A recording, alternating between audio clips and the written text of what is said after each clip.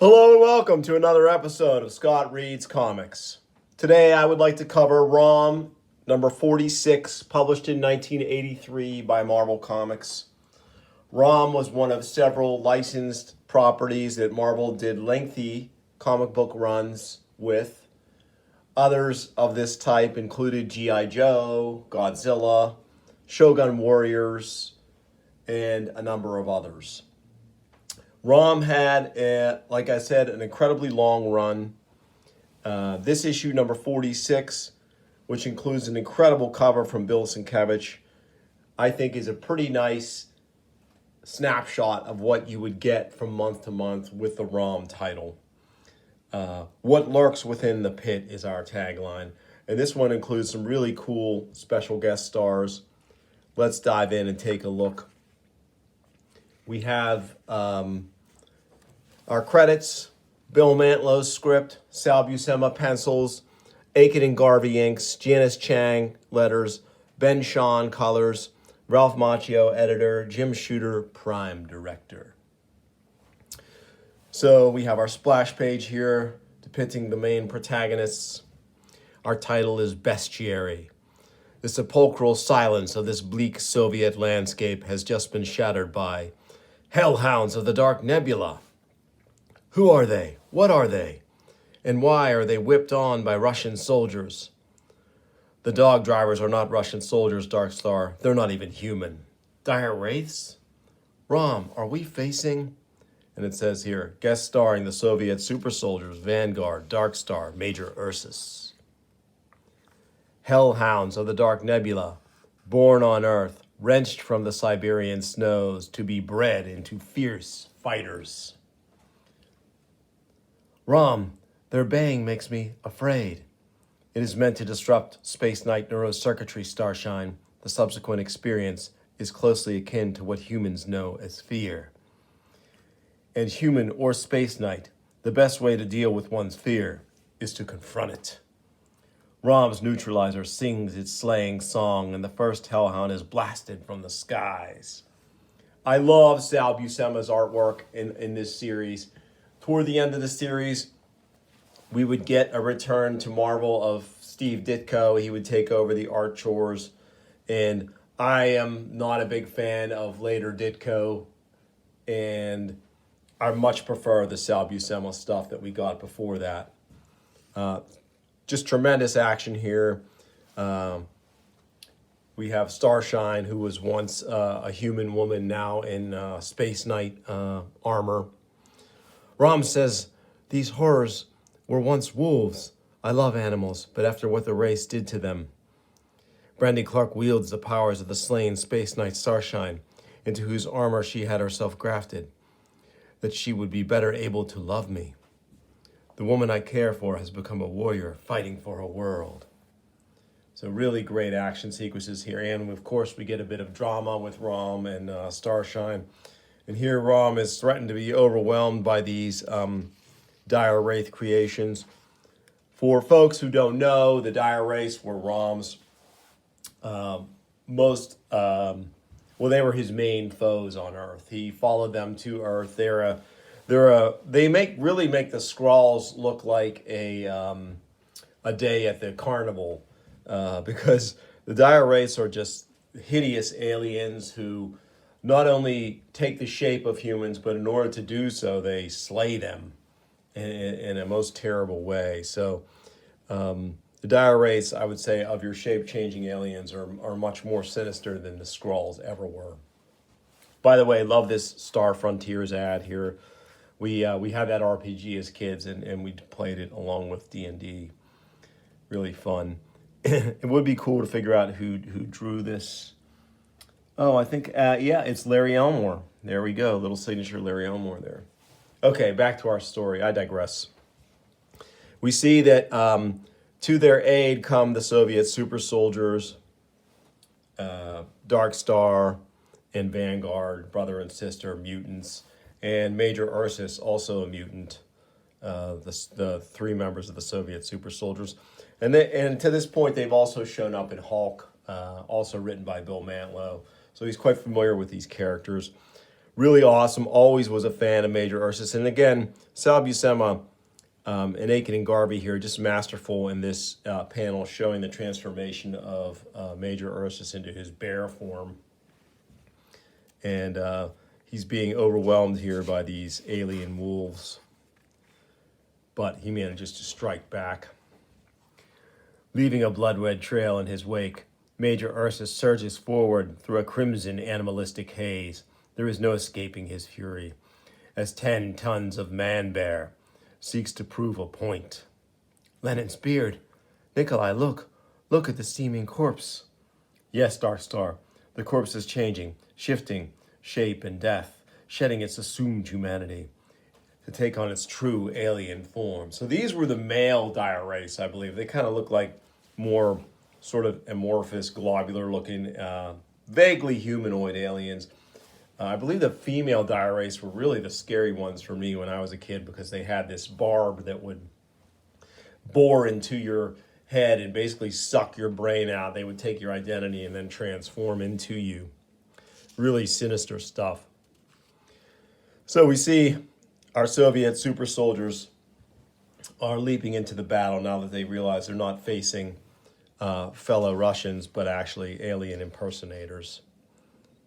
And we see Dark Star, wielder of the enigmatic Dark Force.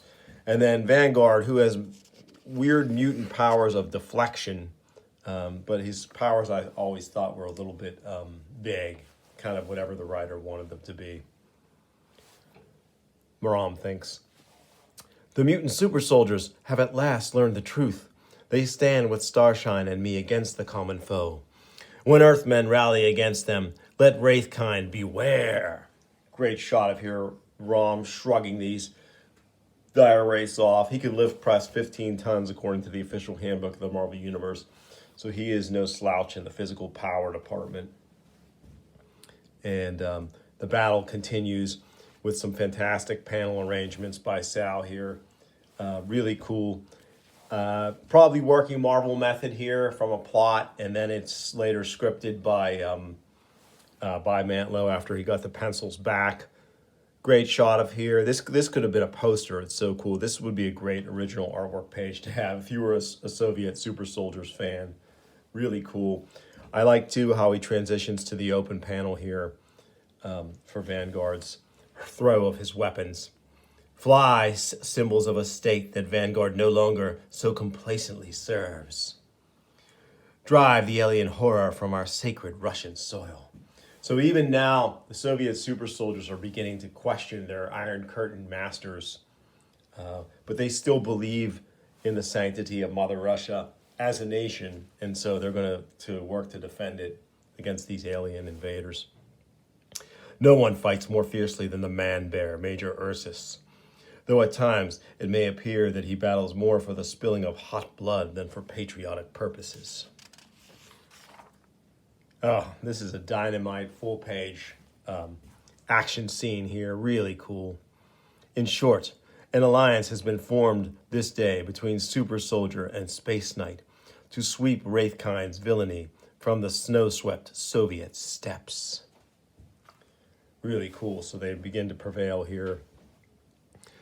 More white wolves to slay, more! The hellhounds have been beaten, Ursus. Already, their carcasses freeze, but their masters still remain to be accounted for. Brandy, to me. Let your light eyes in my energy analyzer merely confirm that which we already know. So Rom uses his energy analyzer here, which is also his neutralizer. And I'll stop briefly for a second to talk about Rom was basically exists because of the toy. I think it was Remco produced. It was a 12-inch action figure, and I say action figure in quotes because my buddy had it in the neighborhood, and I think the figure had maybe 1 point of articulation. It was more of an inaction figure than anything else. And it could have been so cool if it would have just been designed like the 12-inch G.I. Joes that we had. But it was very much a static, almost statue-like toy. But it did have it ran on batteries and made a lot of cool sounds and had different lights. And the neutralizer and the analyzer were part of that setup. And I think it had a wire that it could be raised or lowered on that went through sort of its clenched left hand, as I recall. But here he reveals these humans as in their true guises as dire wraiths. Ron will cross over into so many other Marvel books too, and there's so many stories with him in it. I think Marvel has finally gotten the rights back to Rom so they can reproduce the comic. I think they're going to do an omnibus. And for a long time in the reprints, they couldn't, like for instance, Marvel 2-in-1 number 99, which was the thing in Rom. It's the penultimate issue of Marvel 2-in-1. They couldn't reproduce that in their collections because they didn't have the rights to have Rom in there. And so I think dotted throughout many Marvel reprint collections, there are missing issues because those issues contain stories involving Rom. So hopefully we'll be able to see new printings of those collections, which would include those missing issues. Love this sequence of vertical panels here from Sal. Again, he's masterful in his ability to depict action in different and interesting ways. Neutralizer and living light open a portal between Earth and the nether dimensions. Through it, the wailing wraiths fall. Gone, nothing but ashes remain. Our Soviet soil is once again pure. Brandy, what is it? What troubles you?